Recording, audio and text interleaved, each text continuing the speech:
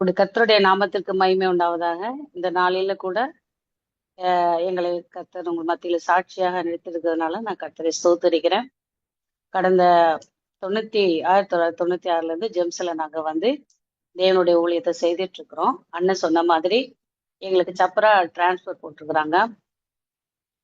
நாளைக்கு எல்லாம் அந்த ரூம் எல்லாம் வெக்கேட் பண்ணிட்டோம். திங்ஸ் எல்லாம் எடுத்துட்டு நாளைக்கு நாங்க காலையில ஒரு 10 மணிக்கு மேல சார்ஜ் ஹேண்ட் ஓவர் பண்ணிட்டு புதிதா எங்க பொறுப்பு எடுக்கிற அந்த ஊழியர் கையில நாங்க ஹேண்ட் ஓவர் பண்ணிட்டு கிளம்ப இருக்கிறோம் எங்களுடைய பிரயாணத்திற்காக. நீங்கள் எல்லாரும் ஜெபிக்கணும்னு நான் விசுவாசிக்கிறேன். என் கணவர் பேரு ஆனந்தன், என் பேரு செல்வி, என்னுடைய மூத்த பொண்ணு பேரு ஸ்வீட்டி, சின்ன பொண்ணு பேரு கிப்டி. மூத்த பொண்ணு பிசியோதெரப்பி படிச்சுட்டு ஒரு ஃபர்ஸ்ட் யூஜி முடிச்சுட்டு யூபியில வந்து ஒரு பிசியோதெரபிஸ்டா ஒரு லெப்ரசி மிஷன்ல 2.5 வருடமா ஒர்க் பண்ணிட்டு இருந்தா. கடந்த ஆகஸ்ட் மாசம் 30ஆம் தேதி நாங்க என் பிள்ளைய கூட்டிட்டு வர போயிருந்தோம். ஒரு எங்க விசுவாசிக்கிட்ட ஒரு ஸ்கார்பியோ வண்டி வாங்கி, எங்க வண்டி ரொம்ப பழமையானதா, மார்ஷல் வண்டி பழமையானதா இருந்ததுனால நாங்க வந்து அவங்க எங்களுக்கு தாராளமா கொடுத்தாங்க. அந்த எடுத்துட்டு நாங்க போயிருந்தோம். பிள்ளை சொன்னா, நாங்க அம்மா 2 வருஷம் நான் ஒர்க் பண்ணிட்டேன், தங்கச்சிக்கு நான் என்னால முடிஞ்ச ஹெல்ப்பை பண்ணேன் யூபிஜி பண்றதுக்கு, இனி நான் பிஜி பண்ணணும்னு சொன்னா, சரிம்மா நீ வேலையை ரிசைன் பண்ணிட்டு நீ ரெடியா இரு, நாங்க வந்து பிக் பண்றோம்னு சொல்லிட்டு நாங்க போயிருந்தோம். போயிட்டு வர்ற வழியில எங்க ஒரு ஊழியக்காரர் தான் எங்களுக்கு எங்க வண்டியை ஓட்டுறதுக்கு வந்திருந்தார். டிரைவர் வெளியே போயிருந்ததுனால. அப்ப கிட்டத்தட்ட ஒரு 80 கிலோமீட்டர் 85 கிலோமீட்டர்லாம் நாங்க வந்திருப்போம்.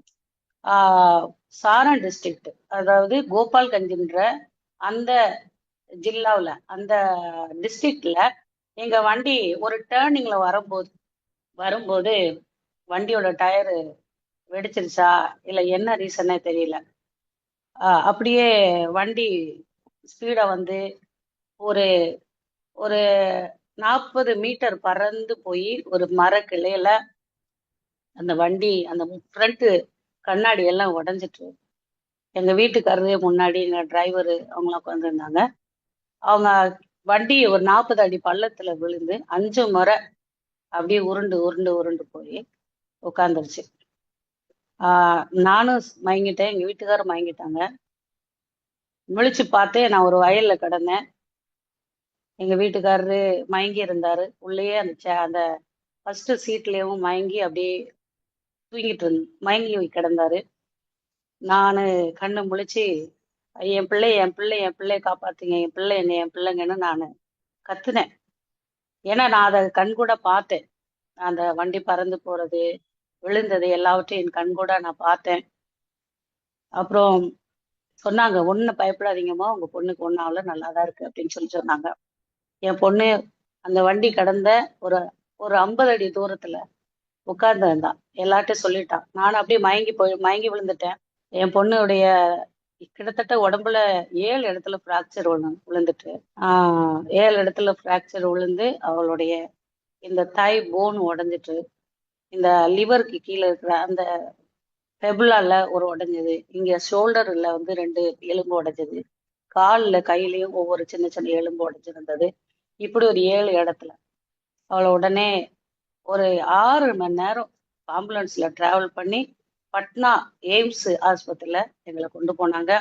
கர்த்தர் எங்களை அந்த நேரத்துல சரியா வழி நடத்தினாரு. எங்க வீட்டுக்காரர் மயக்க தெளிஞ்சு அவர் வேற ஆஸ்பத்திரி போயிட்டாரு. நானும் என் பொண்ணையும் ஆம்புலன்ஸ்ல வச்சு எய்ம்ஸ் பட்னா ஆஸ்பத்திரிக்கு கொண்டு வந்தாங்க. கிட்டத்தட்ட எனக்கு வந்து கிரியாட்டின் இருந்ததுனால எனக்கு ஒண்ணுமே பண்ண முடியாதுன்னு சொல்லிட்டாங்க. என்னோட உடம்பெல்லாம் ஒரு ஊம காயமா இருந்துச்சு. என்னுடைய பொண்ணுக்கு வந்து 15 நாள் அந்த இந்த பகுதியில வந்து நெஞ்சு பகுதியில பிளட்டு ஜாம் ஆயிட்டதுனால 15 நாள் அந்த பிளட் எல்லாம் அவங்க ஒரு ஹோல் போட்டு வெளியே எடுத்தாங்க. வெளியே எடுத்துட்டு அப்புறம் அவளுக்கு ப்ரொசீஜர் பண்ண ஆரம்பிச்சாங்க. அவளுக்கு ஆப்ரேஷன் பண்ண ஆரம்பிச்சாங்க. எங்களுடைய தலைவர் வந்து பெஞ்சமின் அண்ணா, பெஞ்சமின் பிராங்க்லின் ஆர்த்தர், சஜிலா சிஸ்டர், அந்த நேரத்துல எங்களுக்கு ஒரு தாயை ஒரு தகப்பனை போல இருந்து எல்லாருடைய ஜபத்தினாலும் இன்னைக்கு உங்க மத்தியில கர்த்தர் எங்களை சாட்சியா எடுத்திருக்கிறார். என்னுடைய பொண்ணு இப்ப வந்து நான் ஸ்டிக் வச்சு நடக்கிறா. ஆனா ஆல்மோஸ்ட் நல்லா கியூர் ஆயிட்டு கர்த்தருக்கு ஸ்தோத்திரம். என்னுடைய உடம்புலையும் நல்ல ஒரு இம்ப்ரூவ்மெண்ட்டை கொடுத்திருக்கிறாரு. ஆண்டவருடைய நாமத்திற்கு மகிமை உண்டாவதாக. ஆஹ் கடந்த நாட்களில நாங்கள் வந்து நிறைய ஊழியம் செஞ்சு நாங்க ரிப்போர்ட்ஸ் எல்லாம் கொடுப்போம்.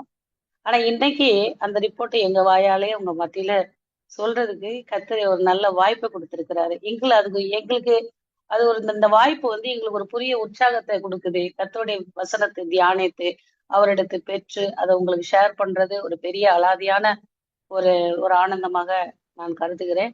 ஆஹ் கடந்த அந்த ஏப்ரல் மாசம்னால எங்களுக்கு இயர் எண்ட் ஒரு ஆனுவல் ரிப்போர்ட் நாங்க ரெடி பண்ணுவோம். ஸோ ஒரு ஸ்டார்ட்டா ஒரு ஆனுவல் ரிப்போர்ட்டை உங்க மத்தியில சொல்லி தேவனுடைய நாமத்தை மகிமைப்படுத்தலாம்னு நான் விசுவாசிக்கிறேன். ஆஹ் கடந்த ஒரு வருடத்துல ஏப்ரல் 2025 இருந்து மார்ச் 2026 வரைக்கும் சில காரியங்களை செய்யறதுக்கு கர்த்தருடைய நாமத்திற்கு என்று பிரயாசப்பட கர்த்தரை தந்த கிருபைக்காய் ஸ்தோத்திரம். கீவட்டி என்ற ஒரு இடத்துல ஒரு ஊழியக்காரர் ஊழியம் செய்யறாரு. அவர் வயசு 62 வயசு இருக்கும். கிட்டத்தட்ட 30 வருஷமா அவர் 25 வருஷமா அவர் ஊழியம் பண்ணியிருக்கிறாரு. எனக்கு எப்படியாவது எனக்கு ஒரு சபை கட்டி தர மாட்டீங்களா அப்படின்னு சொல்லியிருந்தாரு. அது வந்து ஒரு பெரிய ஒரு கட்டு நிறைந்த ஒரு இடமா இருந்ததுனால எங்களுக்கு வாசல் திறக்கவே இல்லை. என்ன செய்ய தெரியல. அவர் ரொம்ப போராடி வர்றப்பெல்லாம் எங்கள்கிட்ட அழுவாரு. என் கையால தேவனுடைய ஆலயத்தை என்னால கட்ட முடியாதா, நான் சீக்கிரம்னு என் ஆண்டவர்கிட்ட போயிட்டா நான் என்ன பண்றது அப்படி சொல்லி எங்கிட்ட வந்து தயங்கி இருக்கும் போதுல சரி நாங்க ஒரு ஃபர்ஸ்ட் ஸ்டெப் எடுத்தோம். சரி பல காரணத்தினால நமக்கு ஃபண்டு ரிலீஸ் ஆகல, பல தடையினால. அதனால நம்ம என்ன செய்வோம், நம்மளே ஒரு முயற்சி பண்ணுவோம்னு சொல்லிட்டு மைத்திலி ஒன் ஜோன் ஊழியக்காரர்கள் கிட்டத்தட்ட நம்ம ஜோன்ல ஒரு 29 ஊழியக்காரங்க இருக்கிறாங்க குடும்பம். அவங்க எல்லாம் கொஞ்சம் சப்போர்ட் பண்ணாங்க. சபையார் எல்லாம் சப்போர்ட் பண்ணி கிட்டத்தட்ட 9 லட்சத்திற்கு அந்த எழுத்துக்கூலி எல்லாம் சேர்ந்து 12 லட்சத்திற்கு அந்த லேண்டை வாங்கி எழுதும்படியாக கர்த்தர் கிருபை செய்தார்.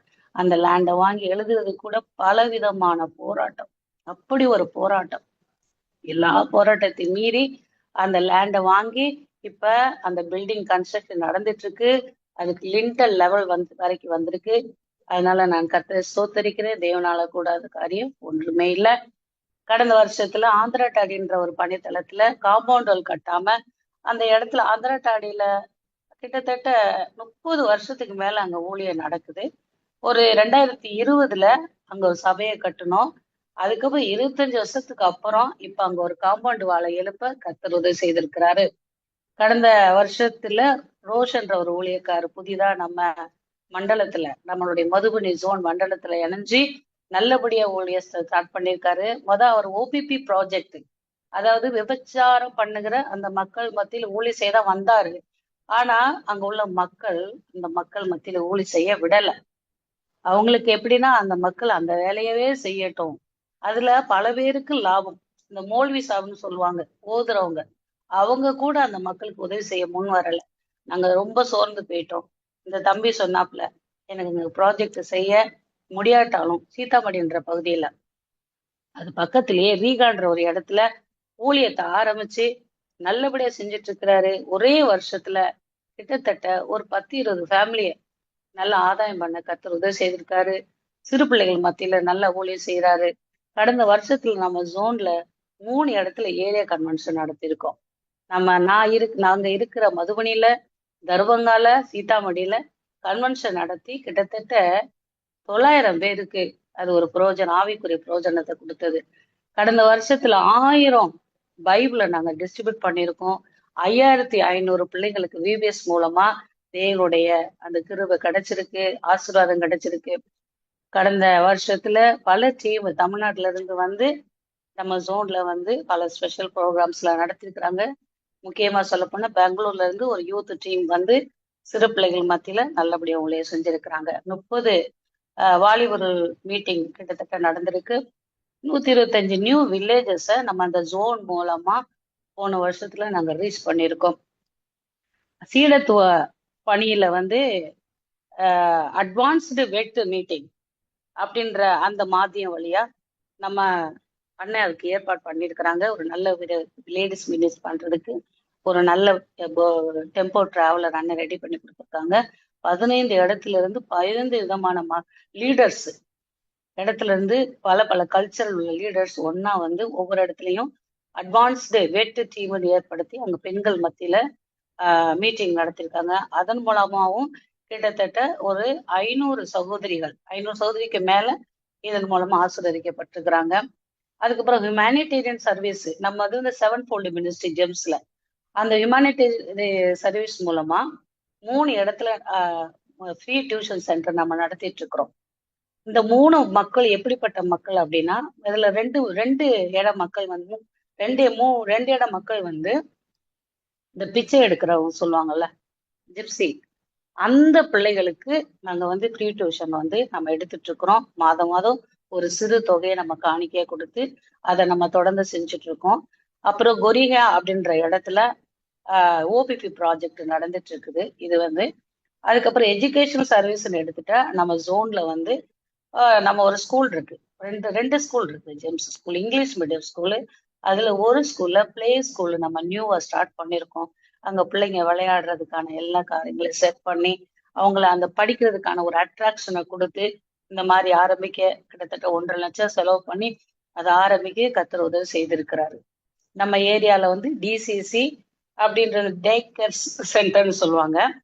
கவர்மெண்ட் ஸ்கூலுக்கு கூட போக முடியாத அந்த பிள்ளைங்க இந்த டிசிசி கேர் சென்டர்ல படிக்க போவாங்க, டியூஷன் மாதிரி. அது வந்து 3 இடத்துல நம்ம ஜோன்ல நடந்துட்டு இருக்கு. நம்ம ஜோன்ல டிடபிள்யூஆர்ன்ற ஒரு ஸ்டாஃப் வந்துட்டு ஒரு ஒரு மினிஸ்ட்ரி இருக்கு. அவங்க மூலமா ஒரு சின்ன ரேடியோ நம்ம ஜோன்ல வந்து கிட்டத்தட்ட 60 ரேடியோ டிஸ்ட்ரிபியூட் பண்ணியிருக்கோம். காஸ்பல் மீட்டிங்ல போயிட்டு அவங்களுக்கு வந்து அத காஸ்பல் பிரீச் அந்தந்த பாஷையில, மகைனா மகை, மைத்திலினா மைத்திலி, அந்த மாதிரி பலவித இது நம்ம அந்த சேனலை செலக்ட் பண்ணி அவங்களுக்கு அதை வந்து அந்த அந்த காஸ்பலை ப்ரீச் பண்ணக்கூடிய அந்த ஒரு இது வசதியை அந்த ரேடியோல வச்சு கொடுத்துருக்குறாங்க. அதன் மூலமாவும் நம்ம ஊழியம் செஞ்சுட்டு இருக்கிறோம். கடந்த வருஷத்துல 2 இடத்துல மெடிக்கல் கேம்ப் நடத்திருக்கோம். மதுபனியில ஒரு மெடிக்கல் கேம்ப், தர்பாங்கால ஒரு மெடிக்கல் கேம்ப். தர்பாங்கால மெடிக்கல் கேம்ப் மூலமா 200 பேரும், டெலிமெடிசின் யூனிட் தர்பாங்கால இருக்கிற டெலிமெடிசின் யூனிட் நம்ம ஒரு புது ப்ராஜெக்ட் புதுசா ஆரம்பிச்சிருக்கு. அது மூலமாவும் ஒரு 300 வியாதியஸ்தர்களுக்கும் மருத்துவ வசதி செய்து தர கர்த்தர் உதவி செய்திருக்கிறாரு. அப்புறம் வந்து ஒரு சர்ச்சில் வந்து கன்வென்ஷன் நடத்தியிருக்கோம். ஸ்பெஷல் டெஸ்டிமனி நான் சொல்ல விரும்புறேன். நமதுடைய 30 ஃபீல்ட்லயும் ஆண்டது 30 விதமான அற்புதங்களோ அடையாளங்களோ பல விதம் அந்த சபையில செஞ்சுட்டு இருக்கிறாரு. ஆனா எல்லாருடைய டெஸ்டிமனியும் நாங்க மாசம் மாசம் அனுப்புவோம். எனக்கு டைம் ஷார்ட்டா இருக்கிறதுனால நாங்க மதுபனியில நாங்க ஊழியர் செய்யற சபையில நிறைய ஆண்டது ஒவ்வொரு வாரமும் குறைஞ்சது 10 பேர் எழும்பி சாட்சி சொல்லுவாங்க, கர்த்தர் எங்க வாழ்க்கையில என்னென்ன நன்மைலாம் செஞ்சிருக்கிறான்னு சொல்லிட்டு. அதுல குறிப்பிட்ட ஒரு 2-3 நன்மைகளை சொல்லி நான் ஆண்டுடைய நாமத்தை மகிமைப்படுத்தலாம்னு நினைக்கிறேன். இவங்களுக்கு நல்லா தெரியும், மதுபனி ஜோன், மைத்திலி 1 ஜோன்னு சொல்லுவாங்க நம்ம ஜோனா. இது வந்து ஒரு பிராமின் பெல்ட், ஜா நிறைய பேர் இருப்பாங்க. கர்த்தர் இந்த நாட்கள்ல ஜா மக்களை நம்ம மூலமா தொட்டுட்டு இருக்கிறாரு.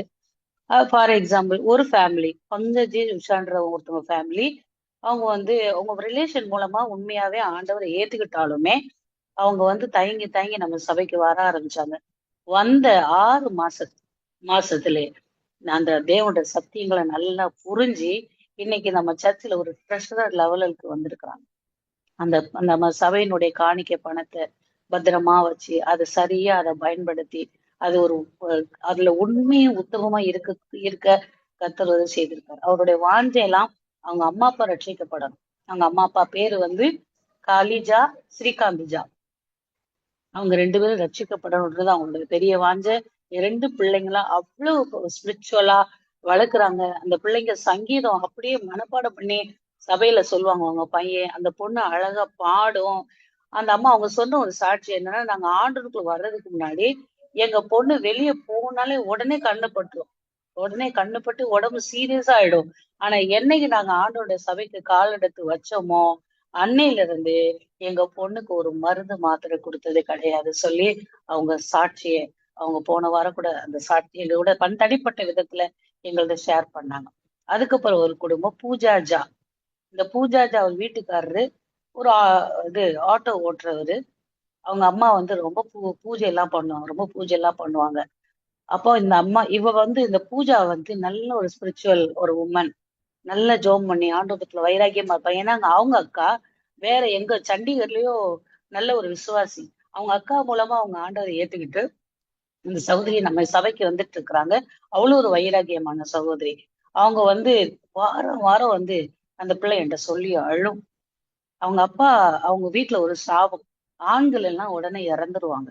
அவங்க அப்பா இறந்துட்டாரு, அவங்க அண்ணன் இறந்துட்டாங்க. அதுக்கடுத்து அவளுக்கு வந்து ஒரு பையன், நல்ல பையன்.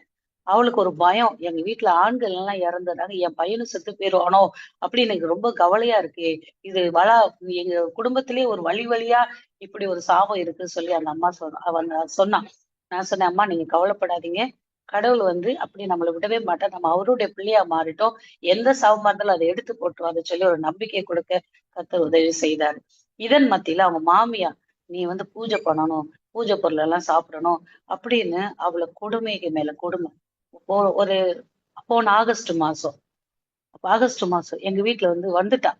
அழுதுகிட்டு வீட்டை விட்டு வந்துட்டான். என்னன்னு கேட்டா, என் மாமியார் கொடுமை தாங்க முடியல, பூஜை பண்ணுன்னு சொல்லிட்டு. நான் பண்ண மாட்டேன், நான் ஜீவனுள்ள தேவனை நான் ஆராதிக்கிறேன்னு சொன்னேன். உடனே என் வீட்டுக்காரர் எங்க அம்மா பேச்ச கேட்கலன்னா என் வீட்டுல நீ இருக்காதுன்னு சொல்லிட்டு அந்த ஷூ காலோடைய மூஞ்சிலே எட்டி உதைச்சிட்டாரு. நான் வீட்டுக்காக எவ்வளவு பிரயாசப்படுறேன், ஆனா என் வீட்டுக்காரர் என்னை இப்படி அடிச்சுட்டாருன்னு அவளுக்கு ரொம்ப ஷேம் ஆகி அவ அழுதுட்டே வந்துட்டான். நான் இனிமேல் வீட்டுக்கு போகவே மாட்டேன்னு சொல்லிட்டு. கர்த்தருடைய நாமத்துக்கு மகிமை உண்டாதுக. ரொம்ப பாரத்தோடு ஜெபம் பண்ணேன். இப்படி உங்களோட வாழ்க்கை இப்படி ஆயிட்டு ஆண்டவரே, வாழ்வா சாவான்ற மாதிரி ஆயிடுச்சு. பிள்ளைங்க லைஃப் என்ன ஆகும்னு சொல்லிட்டு நான் வீட்டுல ஒரு 2 நாள் வச்சிருந்தேன். எனக்கு உடனே நான் யூபி போக வேண்டியிருந்தது. அந்த அந்த ஆக்சிடென்ட் நடந்த டைம்ல தான் உடனே யூபி போக வேண்டி இருந்தது. நான் சொன்னேன், மன்னிச்சுக்கோமா, நான் வேற யூபி போகணும், நீ எவ்வளவு நாள் வேணாலும் வீட்டுல இருந்துக்கலாம், உனக்கா நான் ஜெபம் பண்றேன். உடனே அவ இல்ல, நான் அம்மா வீட்டுக்கு போறேன்னு சொல்லி போயிட்டா. உடனே அவங்க அம்மா வீட்டுல இருந்து போன் வந்துச்சு, எனக்கு யூட்ரஸ்ல ஏதோ கட்டி இருக்குது, எனக்கு வந்து ஏதோ கேன்சர்னு பயப்படுறாங்க டாக்டரு, எனக்கு அது ஒரு ரிசல்ட் வரணும், கர்த்தர் எனக்கு அற்புதம் செய்தா நான் ஆண்டவருக்காக நான் எதையாவது பண்ணுவேன் அப்படின்னு சொல்லிட்டு அந்த அம்மா வந்து அழுதுகிட்டே சொன்னாங்க அவங்க பொண்ணுகிட்ட. அதையும் என்கிட்ட சொல்லி ஜெபம் பண்ணா. ஆனா சொன்னேன், ஆண்டவரு கைவிடவே மாட்டாருமா அவருடைய பிள்ளைங்களை, ரிப்போர்ட் எல்லாம் ஆண்டவர் மாற்றி போடுவாருன்னு சொன்னேன். அதே போல இப்போ கிட்டத்தட்ட 2 3 மாசம் ஆச்சு, காணவே இல்லை, சர்ச்சுக்கு வரல. திடீர்னு வீட்டுக்கு வந்து அழுதுகிட்டே சாட்சியா சொன்னான், ரிப்போர்ட் வந்துட்டு எங்க அம்மாக்கு அப்படி ஒரு கேன்சரே இல்ல அப்படின்னு சொல்லி. அதுக்கப்புறம் ஒரு 2 மாசம் ஆளவே காணும். அதுக்கப்புறம் வந்தா ரொம்ப சந்தோஷமா வந்து எல்லாரும் மத்தியில சாட்சி சொன்னா, எங்க மாமியை இப்ப என்ன கொடுமைப்படுத்துறது கிடையாது, என் வீட்டுக்காரு வீட்டுக்கு வந்து என்ன கூட்டு போனாருங்க.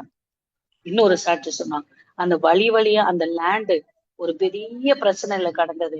அந்த லேண்டு தான் எங்களுக்கு வாழ்வு, அந்த லேண்டு எப்படியாவது கிடைக்கணும். எங்க பாபி வந்து எங்க அண்ணன் இறந்துட்டாங்க, எங்க பாபி வீட்டாரெல்லாம் அந்த லேண்டை வந்து எங்கிட்ட இருந்து பறிச்சுக்கணும்னு நினைக்கிறாங்க, எங்களுக்கு வேணும் அந்த லேண்டு, எனக்காக ஜோம் பண்ணுங்க. நாங்க அதுக்கு ஜோம் பண்ணியிருந்தோம். அந்த லேண்டு விஷயம் முடியாத ஒரு விஷயமா இருந்தது. ஏன்னா அதுக்கு பேப்பரே கிடையாது. ஆனா பஞ்சாயத்து வச்சு அந்த கிராமத்துக்காரங்க அந்த லேண்ட் அவங்களுக்கு திரும்ப கிடைக்க முடியாது செய்றாரு. இப்படி அற்புதத்திற்கு மேல அற்புதம் நம்ம ஆண்டவர் அந்த மகளுக்காக செய்து இந்த நாள்ல சபையில ஒரு சாட்சியா வந்திருந்தாரு. எந்த கணவர் முகத்திலேயே ஷூ காலோட மிதிச்சு கொடுமைப்படுத்தினாரோ, அதே கணவர் போன சண்டே சென்ட் ஆஃப்ல வந்து அவங்க எங்களுக்கு புடவை கொடுத்து, அவங்க என் வீட்டுக்காரருக்கு தொப்பி எல்லாம் போட்டு ட்ரெஸ் கொடுத்து அந்த மகன் அவ்வளவா கனம் பண்ணாங்க. கர்த்தருடைய நாமத்துக்கு மகிமை உண்டாதாக. அவங்க அம்மாவும் காணிக்கை கொடுக்குது, அவங்க அந்த பொண்ணு வந்து காணிக்கை கொடுக்குது, அழுதுட்டே வந்து, கடவுள் எவ்வளவு பெரிய நல்லவர் பாருங்க. ஆண்டவருடைய நாமத்துக்கு மகிமை உண்டாவதாக.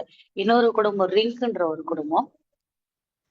அந்த குடும்பத்தினுடைய வீட்டுக்காரரு, அவங்க தம்பி 2 பேருமே ஆர்எஸ்எஸ் பேக்ரவுண்டு. அவங்க மனைவிட்ட சொன்னாங்க, அவங்க ஆஹ் சின்னவருடைய மனைவி சர்ச்சுக்கு வராது, ஆனா நம்பும். இந்த ரிங்கு வந்து மூத்தாருங்க மனைவி. அந்த சகோதரி நம்ம சபைக்கு வருவாங்க.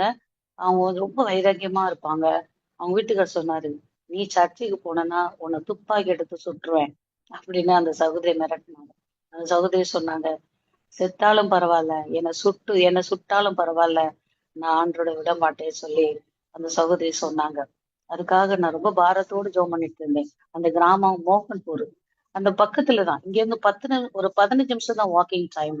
அந்த பக்கத்துல உள்ள கிராமத்துல இப்படி ஒரு கட்டு இருக்குது. அங்க ஒரு 4 5 சகோதரி சபைக்கு வருவாங்க. ஒரு வீட்டாரும் அவங்களை என்கரேஜ் பண்றது கிடையாது. கணவன் மாறலாம், அவங்கள ரொம்ப கொடுமை, நீ போகக்கூடாது போகக்கூடாது போகக்கூடாது சபைக்குன்னு. அந்த இப்படி ஒரு தடை இருக்குது. அந்த மோகன்பூர்ல ஒரு பெரிய அற்புதம் செய்ய மாட்டீங்களா, இப்படி எதிர்க்கிற இடத்துல உங்களுக்கு ஒரு சபை அங்க நடத்தப்படணும்ன்றதை சொல்லி நான் ஜோம் பண்ணிட்டு இருந்தேன். நாங்க எல்லாம் சபையாரெல்லாம் நாங்க எவ்ரி டியூஸ்டே அங்க வந்து லேடிஸ் மீட்டிங் ஃபாஸ்டிங் ப்ரேயர் நாங்க ஜோம் பண்ணுவோம்.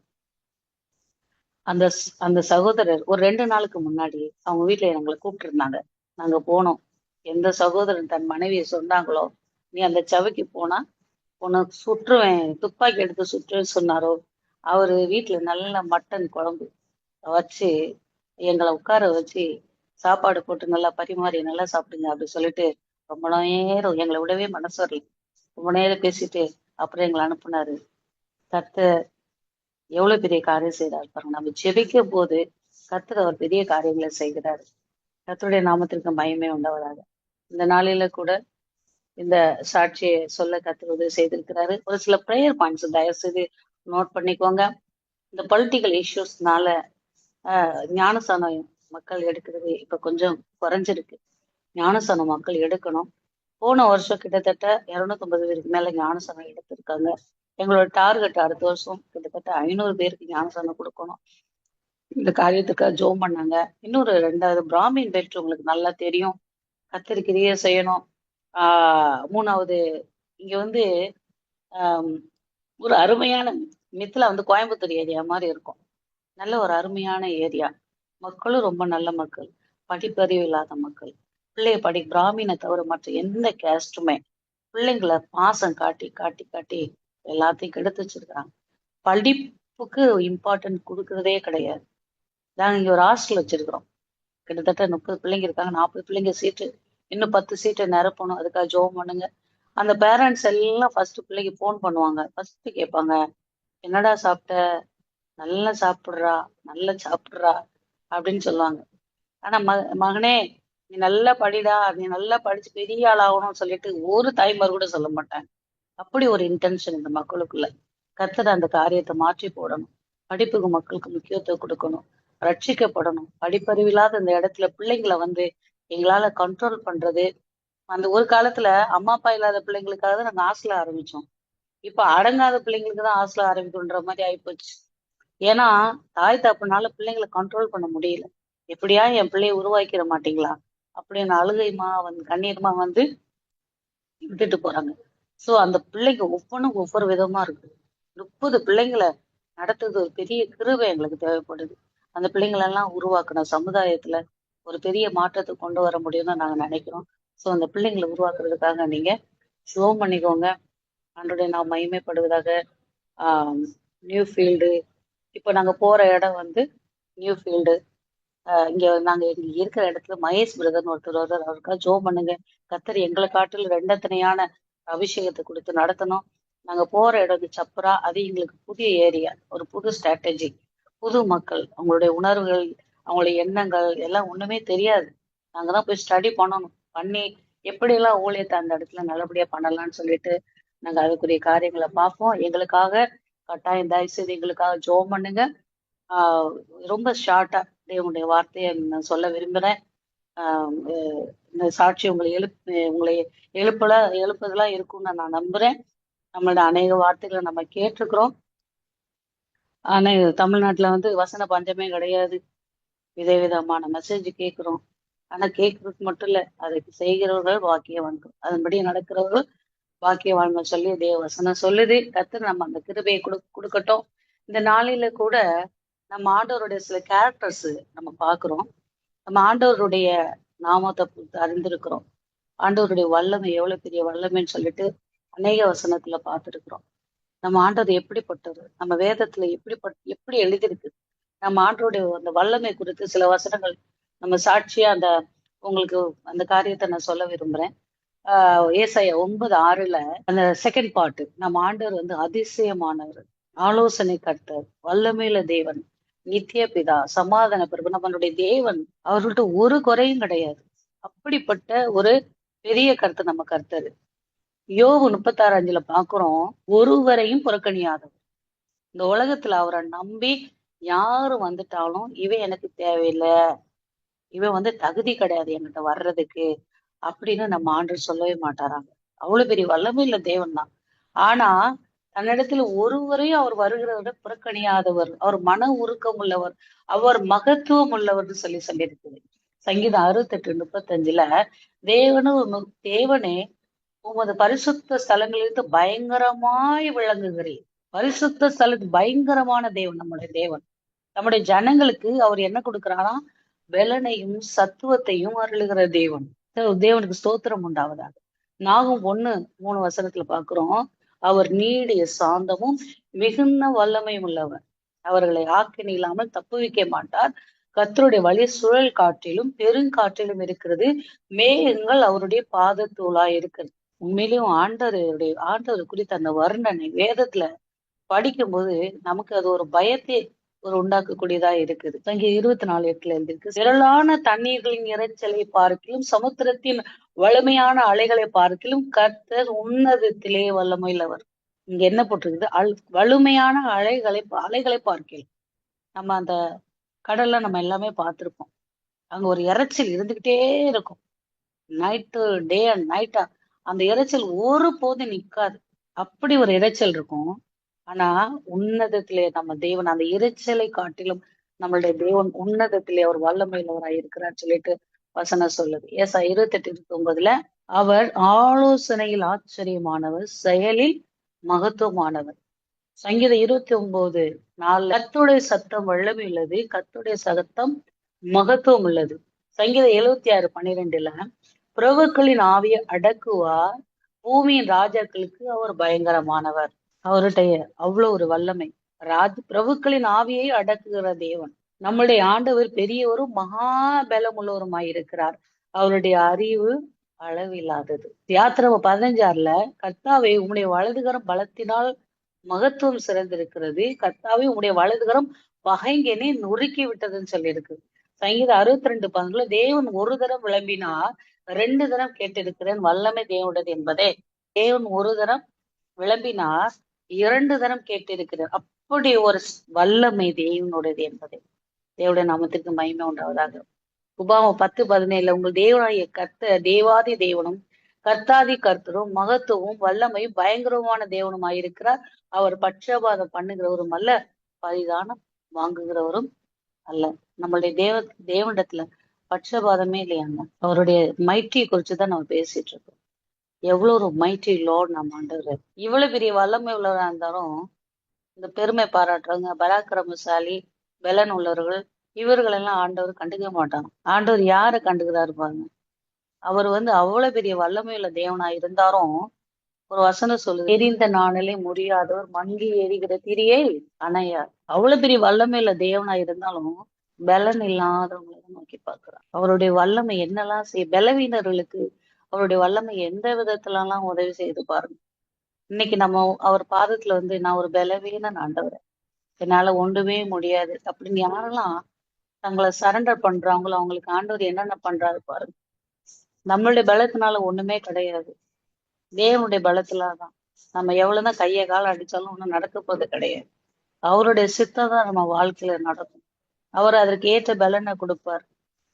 அவர் முதலாவது என்னன்னா, அவர் யாருக்கு பலன் கொடுக்குறாருன்னா, அவர் யாரெல்லாம் வீக்கோ அவங்களுக்கு அவர் பலனை கொடுக்குறாரு. நம்மளுடைய வீக்னஸ்ல அவர் உதவி செய்யறான். நம்ம ஒப்பு கொடுக்கும் போது பவுல் ஜெபம் பண்றாரு, எனக்கு வீக்னஸ் இருக்குது ஆண்டவரே, இந்த வீக்னஸ் என்னை விட்டு போட்டும், என்னை விட்டு போட்டும், என்னை விட்டு போட்டும்னாரு.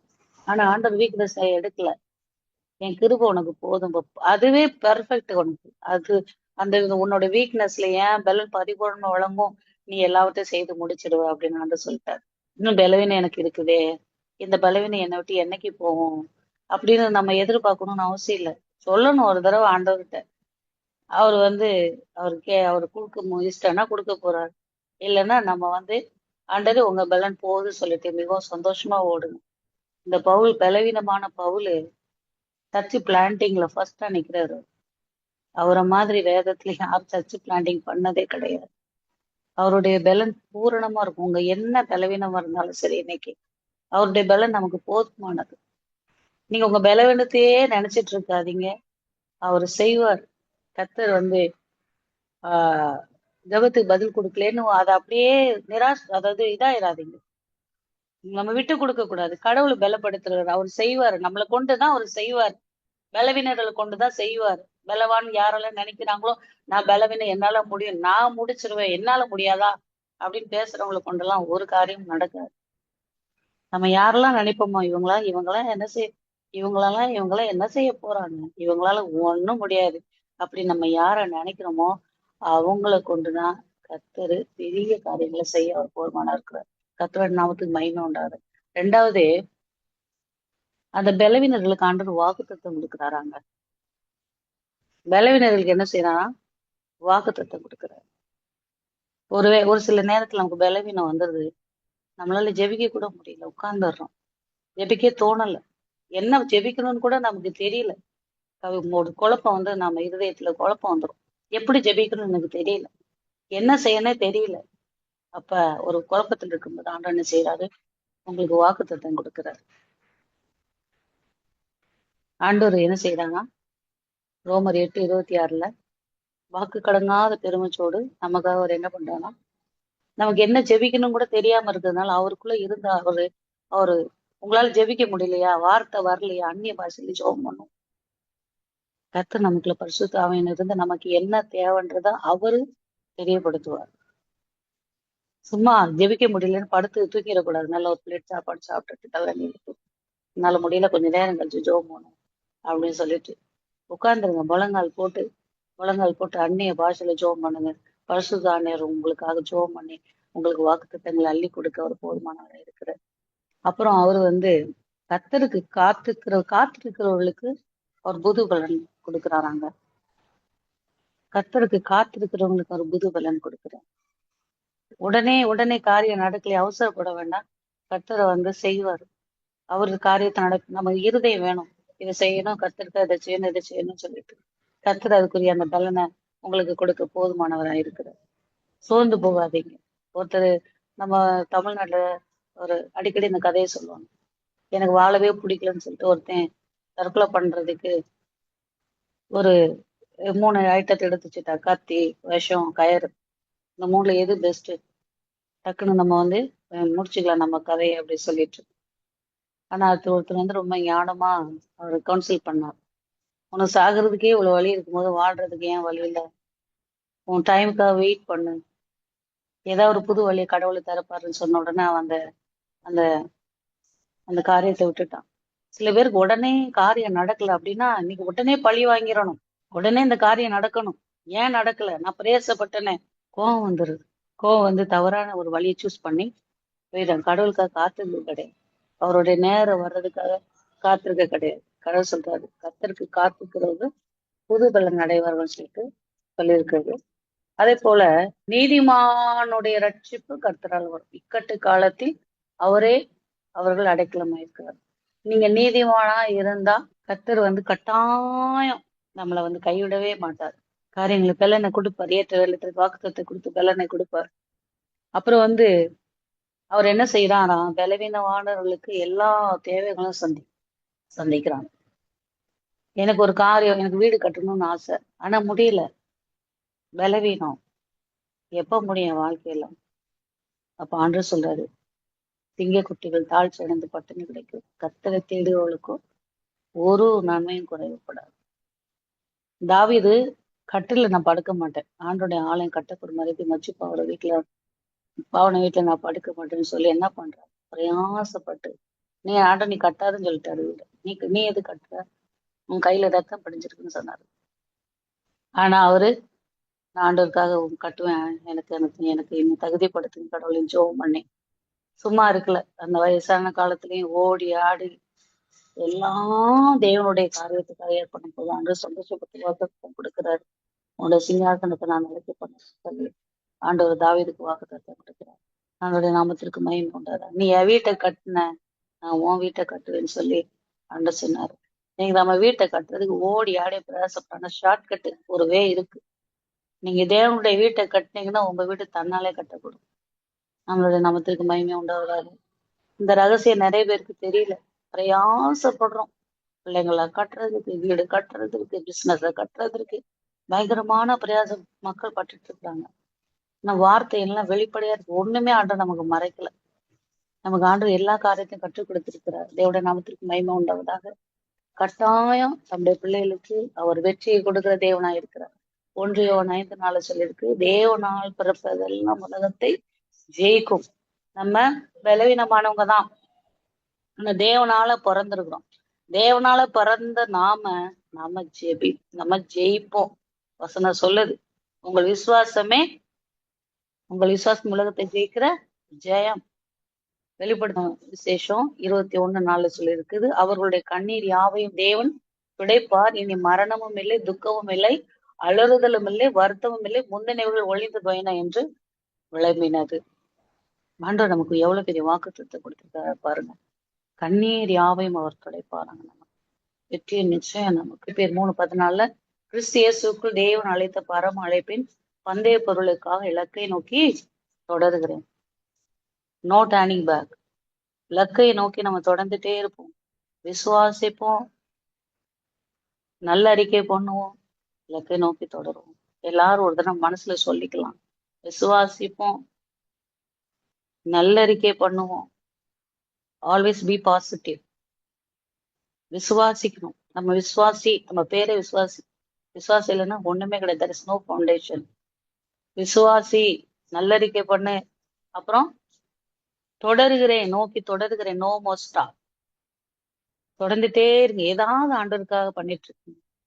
ஒரு பாட்டு பாடியிருக்கு, எழுப்புதல் என் தேசத்திலே என் கண்கள் காண வேண்டும். நம்மளை அழைச்ச நோக்கத்தை ஆண்டவர் நம்ம மூலமா நிறைவேற்றணும். கர்த்தர் தாமே உங்களை யாவரை ஆசீர்வதிப்பாராக.